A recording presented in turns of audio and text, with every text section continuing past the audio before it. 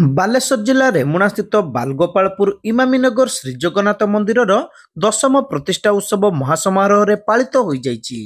ଜଗନ୍ନାଥ ପ୍ରେମୀ ଭକ୍ତ ଓ ଶ୍ରଦ୍ଧାଳୁଙ୍କ ଜୟ ଜଗନ୍ନାଥ ଧ୍ୱନିରେ ପ୍ରକମ୍ପିତ ହୋଇଥିଲା ମନ୍ଦିର ପରିବେଶ।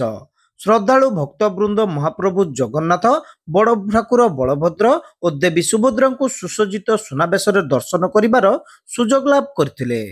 ଇମାମି ଗ୍ରୁପର ଯୁଗ୍ମ ଅଧ୍ୟକ୍ଷ ରାଧେଶ୍ୟାମ ଅଗ୍ରୱାଲ ଏବଂ ରାଧେଶ୍ୟାମ ଗୋୟେଙ୍କାଙ୍କ କରକମଳ ଓ ପୃଷ୍ଠପୋଷକତାରେ ତଥା ପଦ୍ମଭୂଷଣ ପଥର ଶିଳ୍ପୀ ପୂର୍ବତନ ସାଂସଦ ସ୍ୱର୍ଗତ ରଘୁନାଥ ମହାପାତ୍ର ଓ ତାଙ୍କର ସହଯୋଗୀ ଟିମ୍ଙ୍କ ଦ୍ୱାରା 2010ରେ ଶ୍ରୀଜଗନ୍ନାଥଙ୍କ ମନ୍ଦିର ନିର୍ମାଣ କାର୍ଯ୍ୟ ଆରମ୍ଭ ହୋଇ 2015ରେ ସମାପ୍ତ ହୋଇ ନଭେମ୍ବର 29 ତାରିଖରେ ପ୍ରତିଷ୍ଠା ଲାଭ କରିଥିଲା।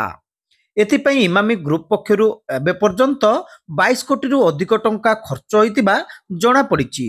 ସୁନ୍ଦର ପ୍ରଶସ୍ତ କାରୁକାର୍ଯ୍ୟ ବିଶିଷ୍ଟ 72 ଫୁଟ ଉଚ୍ଚତା ବିଶିଷ୍ଟ ଏହି ମନ୍ଦିର ଜଗନ୍ନାଥ ପ୍ରେମୀ ଶ୍ରଦ୍ଧାଳୁଙ୍କ ପାଇଁ ବେଶ୍ ଆକର୍ଷଣର କେନ୍ଦ୍ରବିନ୍ଦୁ ପାଲଟିଛି।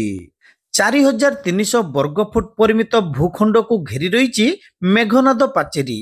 ପାଚେରୀ ଭିତରେ ରହିଛି ସୁବର୍ଣ୍ଣ କୂପ, ବିମଳା ମନ୍ଦିର, ଲକ୍ଷ୍ମୀ ମନ୍ଦିର, ହନୁମାନ ମନ୍ଦିର, ଗଣେଶ ମନ୍ଦିର ଏବଂ ଶିବ ମନ୍ଦିର ବେଶ୍ ଅନୁରୂପ ଭାବେ ନିର୍ମାଣ ହୋଇଛି।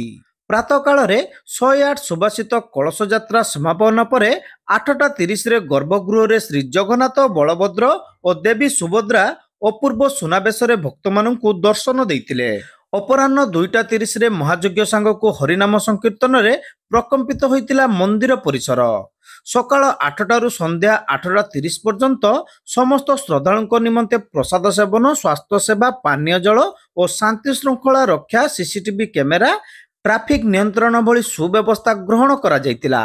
ଏହି କାର୍ଯ୍ୟକ୍ରମର ସଫଳ ରୂପାୟନ ପାଇଁ ଇମାମି ପରିବାରର ସମସ୍ତ କର୍ମଚାରୀ, ଶ୍ରମିକ ପରିବାରର ସଦସ୍ୟା, ସମସ୍ତ ଶ୍ରମିକ ସଂଗଠନ, ସ୍ଥାନୀୟ ବାସିନ୍ଦାଙ୍କ ସହଯୋଗ ନିମନ୍ତେ ବରିଷ୍ଠ ଲୋକସମ୍ପର୍କ ଅଧିକାରୀ ମନୋଜ କୁମାର ପାଢ଼ୀ ସମସ୍ତଙ୍କୁ କୃତଜ୍ଞତା ଜ୍ଞାପନ କରିଛନ୍ତି। ଏହି ଉତ୍ସବରେ ଇମାମି ଗ୍ରୁପର ଅନ୍ୟତମ ନିର୍ଦ୍ଦେଶକ ତଥା ଜଗନ୍ନାଥ ମନ୍ଦିରର ମୁଖ୍ୟ ପୃଷ୍ଠପୋଷକ ଜଗନ୍ନାଥ ପ୍ରେମୀ ସୁଶୀଲ କୁମାର ଗୋୟେଙ୍କାଙ୍କ ପ୍ରତ୍ୟକ୍ଷ ତତ୍ତ୍ୱାବଧାନରେ ସ୍ଥାନୀୟ ପେପର ମିଲ୍ସର ବରିଷ୍ଠ ସଭାପତି ଆଶିଷ ଅବିନାଶ ଗୁପ୍ତା, ଉପସଭାପତି ରାଜେଶ କୁମାର ମିତ୍ତଲ, ଚନ୍ଦ୍ରେଶ ଗୁପ୍ତା, ସାଧାରଣ ପରିଚାଳକ ଡାକ୍ତର ୟୁସୁଫ ଅଲି ସୋଲାଙ୍କି, ଡିଜିଏମ୍ ଦେବବ୍ରତ ହତା ତଥା ବରିଷ୍ଠ ଅଧିକାରୀ ଓମ୍ ପ୍ରକାଶ ଶର୍ମା, ରମେଶ ଚନ୍ଦ୍ର ଖୁଣ୍ଟିଆ, ରାଜେନ୍ଦ୍ର କୁଣ୍ଡୁ, ବୀରେନ୍ଦ୍ର କୁମାର ନାୟକ, ମନୋଜ ଦାସ, ସଞ୍ଜିତ କୁମାର ସାହୁ, ଦୀପିକା ପଞ୍ଜା, ବିନୋଦ କୁମାର ଜେନା, ମନ୍ଦିରର ପୂଜକ ଓ ସେବାୟତମାନେ ତଥା ଇମାମି ଲେଡିଜ୍ କ୍ଲବର ସଭାପତି ବନ୍ଦନା ଗୁପ୍ତା ସମସ୍ତ ସଦସ୍ୟ ଉପସ୍ଥିତ ରହି ସହଯୋଗ କରିଥିଲେ। ଶ୍ରମିକ ନେତା ତଥା ପୂର୍ବତନ ବିଧାୟକ ପ୍ରଦୀପ୍ତ କୁମାର ପଣ୍ଡା, ରେମୁଣା ବ୍ଲକ ଅଧ୍ୟକ୍ଷ ରାଜେନ୍ଦ୍ର ରାଉତଙ୍କ ସମେତ ବହୁ ମାନ୍ୟଗଣ୍ୟ ବ୍ୟକ୍ତି ଉପସ୍ଥିତ ରହି ଦର୍ଶନ କରିଥିଲେ।